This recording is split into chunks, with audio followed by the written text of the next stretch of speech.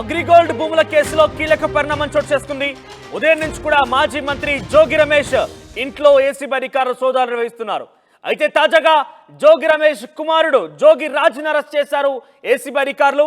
రాజీవ్ని అదుపులోకి తీసుకున్నారు. ప్రస్తుతానికి ఇబ్రహీంపట్నంలోని జోగి రమేష్ ఇంట్లో ఉదయం నుంచి కూడా సోదాలు నిర్వహిస్తున్నారు. 15 మంది అధికారులు సోదాలో పాల్గొన్నారు. అయితే సిఐడి జప్తులో ఉన్నటువంటి అంబాపురం అగ్రిగోల్డ్ భూములు కొనుగోలు చేసి అమ్మినట్టుగా ఏసీబీ అధికారులు గుర్తించారు. అయితే ఈ భూములన్నీ కూడా అంబాపురం పరిధిలో ఉన్నటువంటి అగ్రిగోల్డ్ భూములని జోగి రమేష్ కుటుంబం కొనుగోలు చేసి తిరిగి దాన్ని విక్రయించిందనే ఒక ఆరోపణ కూడా ఉన్నాయి. అది అధికారులు ప్రూవ్ చేశారు. వారి దగ్గర ఆధారాలున్నట్టుగా అధికారులు గుర్తించారు. అయితే మా నాన్నపై కక్షతోనే నన్ను అరెస్ట్ చేశారంటున్నారు జోగి రమేష్ కుమారుడు జోగి రాజీవ్. అందరూ కొనుగోలు చేసినట్టే మేము కూడా కొన్నామంటూ ఆయన చెప్పుకొచ్చారు. ప్రస్తుతానికి జోగి రమేష్ కుమారుడు జోగి రాజీవ్ని అరెస్ట్ చేశారు ఏసీబీ అధికారులు.